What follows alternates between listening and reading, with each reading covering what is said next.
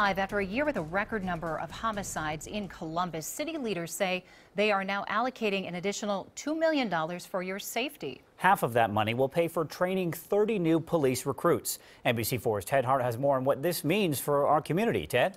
Yeah, well, the police force currently stands at about 1,920 officers, so increasing that by what amounts to less than 2% is not a huge change, but any increase is welcome news at police headquarters and in local neighborhoods.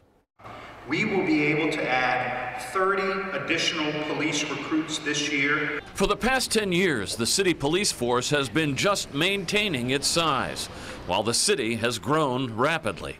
Police Chief Kim Jacobs today welcomed the news. The chief said it's not just about calls for service, but that the demands of the job are different now. One overdose, two overdoses might take 5 to 10 officers. At least for some period of time. That just wasn't happening 5 years ago. The chief said adding 30 officers will allow the department to kickstart its Safe Streets program citywide. It's community engagement. That's looking for people to give us information, actually developing a relationship so they feel comfortable giving us information and that we're serving them better.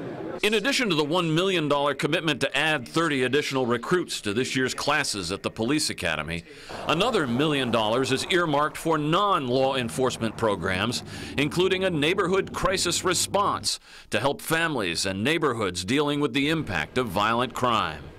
Really making sure that, we're spending as much on prevention, intervention as we are on enforcement.